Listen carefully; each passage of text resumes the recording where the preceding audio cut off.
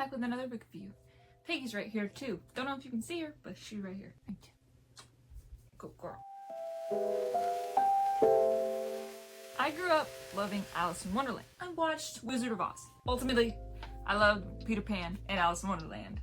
Wizard of Oz was cool. That's about it. But this book reminds me a lot of it. This is Magic in a Tub by Leigh Dodson. I have read other books of his.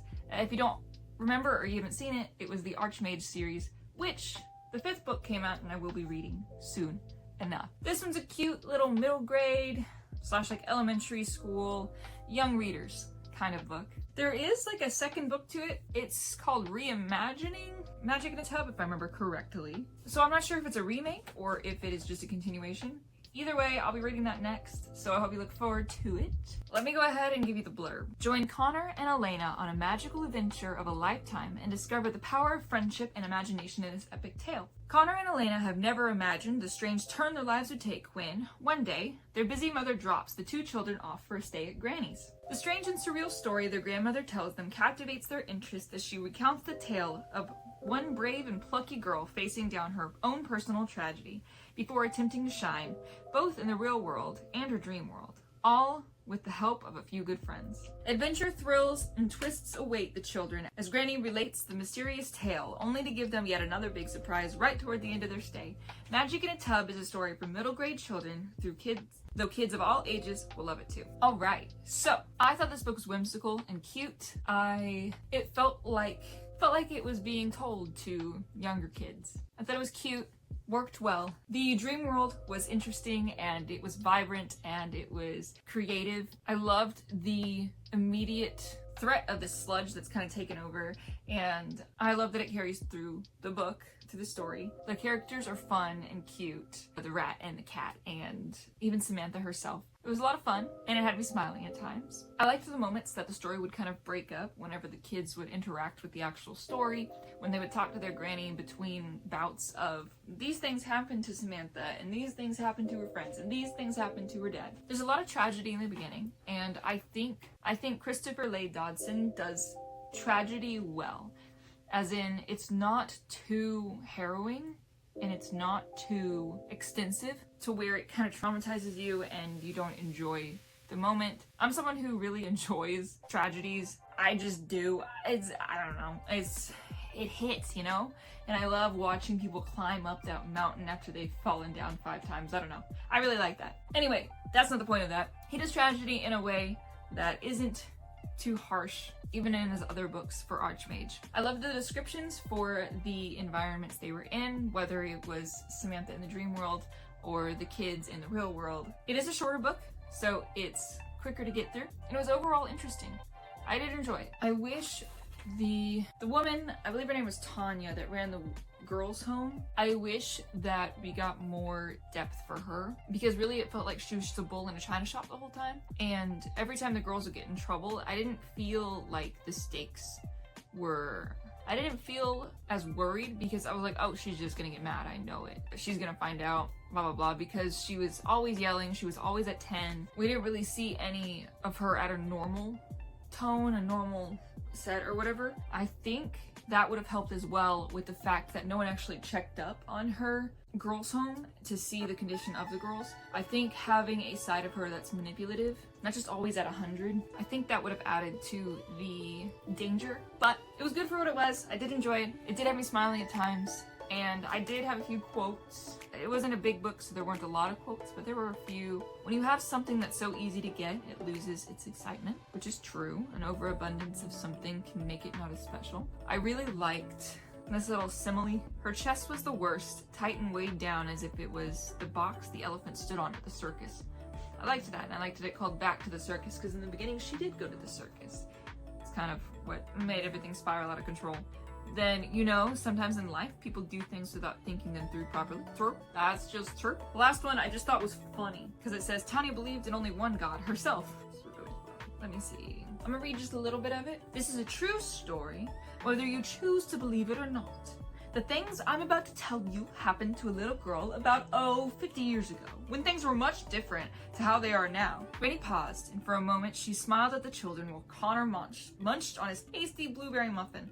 Alayna was wide-eyed, silently drinking down some cold milk, but they were both paying attention and listening. Something about the way Granny had mentioned that this was a true story had also caught their interest.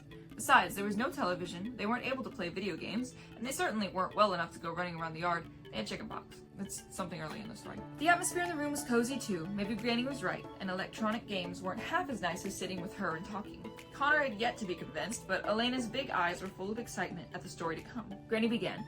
Back then, if you were lucky enough to own a television, you would only have one for your whole household with hardly any channels. During the evenings and after dinner, with most families would watch the television, all gathering around and watching the same little screen. You had maybe 3 channels back then, and if you were lucky, Yes, just 3. This was one time when channels used to broadcast all their most popular shows right after the evening meal, because in those days, everyone was predictable. We'd all be sitting down to eat at the same time. During the day, we all had too much to do to be watching TV anyway. Skip forward just a little bit, let's see. Anyway, this little girl, let me tell you about her. Samantha Herod. Samantha was about 10 years old, and she had a real good friend named Beth. These 2 girls were always together. They'd make up games and have a good old time, just enjoying being friends. Even their parents were good friends too. The 2 children played together so much that they were in and out of each other's homes daily. Let's skip forward just a little bit. The very next day, Samantha and her family went off to this grand circus, just the way her parents had planned. She was very excited, and her parents were so happy. They were all looking forward to the day. It wasn't just about giving a treat to Samantha. Her father worked very hard, and they were excited about eating a picnic out somewhere beautiful and scenic. It was very rare for Samantha's father to take time off work. This was a treat for all of them. Skip forward a little bit. Anyway, they went to the circus and had a blast, as most children do. They were dancing bears and monkeys that did funny tricks, and clowns, lots of clowns, that made them laugh till their stomachs hurt and they could hardly bear it anymore. Skip forward a little bit. They had stopped over in one of the state parks with beautiful trees and plants, wildflowers, and even a river. Here they could sit back and take in the pretty birds chirping and flying overhead. They ate their meal sitting under the shade of a beautiful oak tree. It was huge and gnarly, with branches that spread out and gave lots of cover.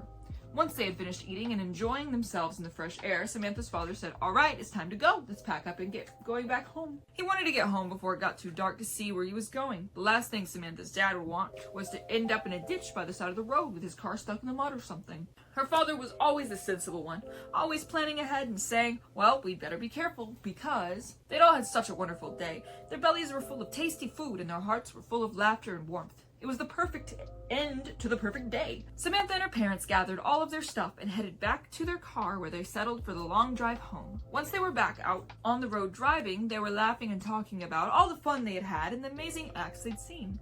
Her father was telling her about the different birds and bugs they'd seen in the park. Samantha's mother was telling her what each flower that she picked was called and teaching her about how they ended up there. Then, all of a sudden, really out of nowhere, something hit the car. Boom! Granny clapped her hands together loudly. The car spun out of control on the road and they crashed right into a tree. Both children jumped and then sat up straight, a look of surprise and fear on their faces as a sudden twist to the story. It was a horrible twist. It wasn't the kind of ending Alayna had imagined.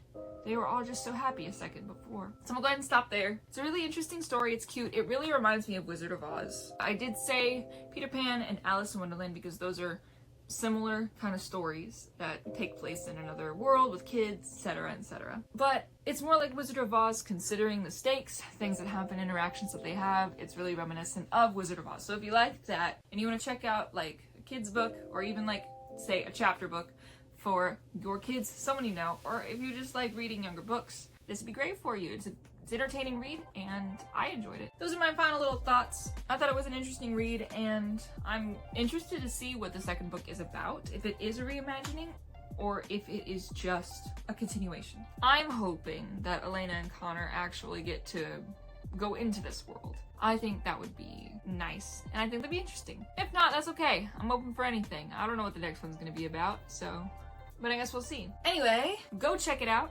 Thank you for watching. The description is in the description, and so is the link. I hope you enjoyed, and I will see you in the next one. Excuse me. Bye!